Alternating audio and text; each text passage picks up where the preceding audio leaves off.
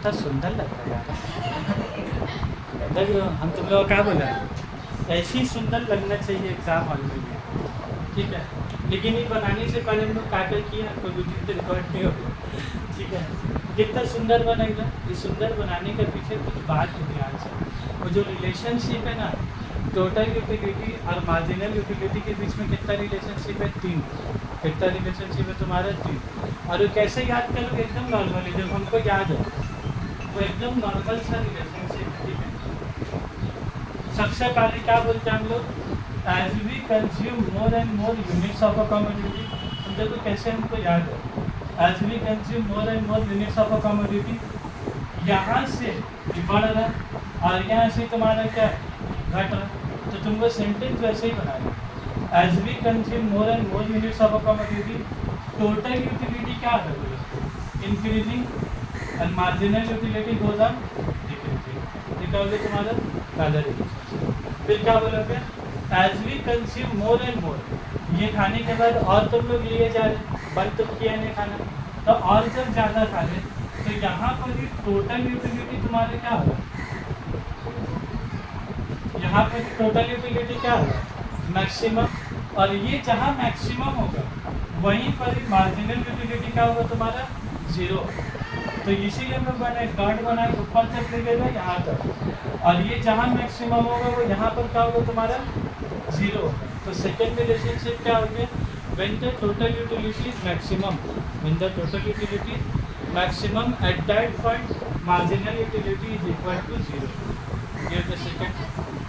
तो जैसे जैसे हम लोग ज़्यादा करेंगे, एक वक्त ऐसा आएगा कि जहाँ और एडिशनल यूटिलिटी कंज्यूम करने से, एडिशनल यूटिलिटी कंज्यूम करने से कोई तुमका एक्स्ट्रा यूटिलिटी डिराइव नहीं होगा, तो वहाँ पर क्या आ जाएगा, 0 में चले जाएगा।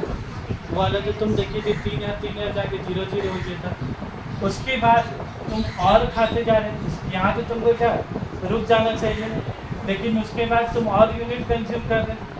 जब तुम और यूनिट कंज्यूम करोगे इसके बाद, तो जैसे मान लीजिए 1 यूनिट हुआ, 2 यूनिट हुआ, तुम्हारा कितना है, 3 यूनिट। तो 3 यूनिट में टोटल यूटिलिटी मैक्सिमम और मार्जिनल यूटिलिटी इक्वल टू 0। उसके बाद अगर तुम और यूटिलिटी कंज्यूम करते हो, और यूनिट कंज्यूम करते हो, तब बोलो तुम्हारा सेटिस्फैक्शन बढ़ने का बदले क्या हो गया, घटना शुरू हो गया। तो वही बोलो, total utility starts decreasing, total utility start decreasing and marginal utility goes to negative, marginal utility goes to negative. वो जो पहला वाला जिन जो टेबल बनाया था, वाला टेबल में जो एक बार पहला क्लास में जो टेबल बनाया था, वो समरी लिखाने का हाँ बात, देखो वहाँ पर जो टेबल बनाए तुम लोग को, तुम लोग देखो टेबल क्या कहने मांग रहा है, टेबल कुछ तुम लोग से बोलने मांग रहा है। एक बार देखो ये टेबल, एक बार पहला वाला यूनिट में कितना था, 1000, दूसरा यूनिट में कितना, 1800, तीसरा में कितना हो गया, 2400।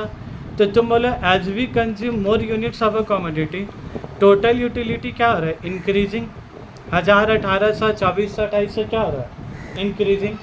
और मार्जिनल यूटिलिटी की तरफ देखो क्या हो रहा है, 1000, 800, 600, 400, तो मार्जिनल यूटिलिटी गोज ऑन क्या हो गया, डिक्रीजिंग।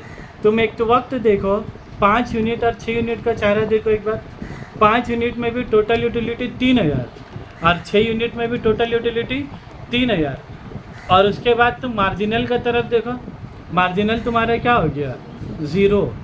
तो टोटल यूटिलिटी कहाँ मैक्सिमम हो गया, 3000 में, और उस जगह में तुम्हारा मार्जिनल क्या हो गया बोलो, 0। और उसके बाद अगर तुम और यूनिट कंज्यूम कर रहे हो, तो टोटल यूटिलिटी क्या हो रहा है, 3000 से 3200 हो रहा है, क्या 2800 हो रहा है, घट रहा।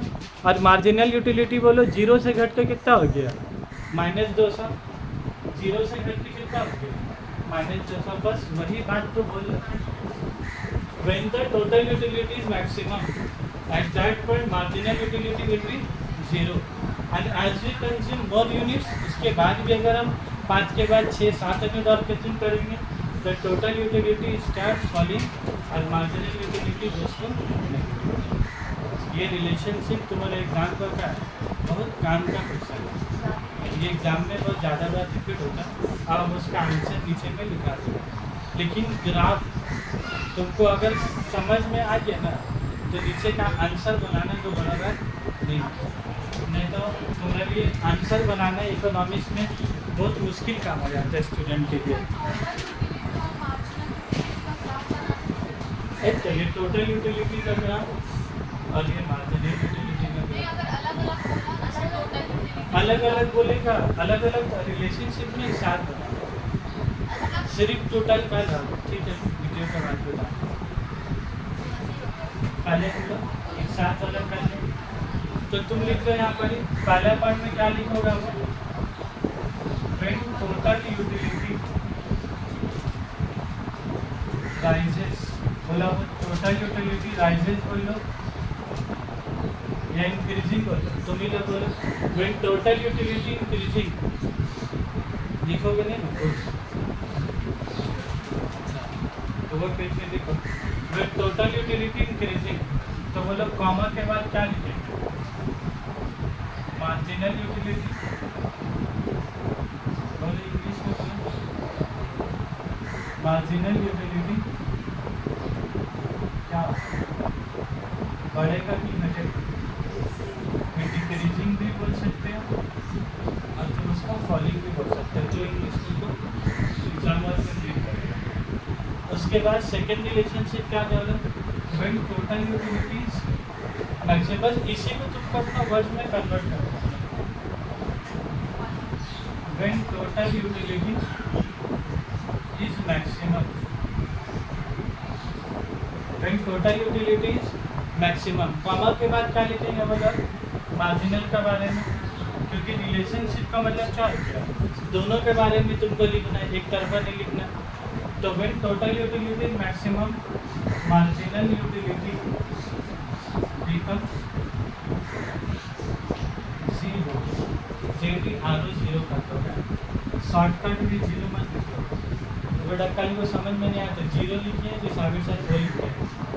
ठीक है, प्रॉब्लम हुआ है के बाद जिसके लिए जिससे लिखा है जी डी आर है। उसके बाद पॉइंट नंबर 3, ये रिलेशनशिप में बहुत बार एग्जाम में आता ही आता है। और उसके बाद क्या लिखोगे व्हेन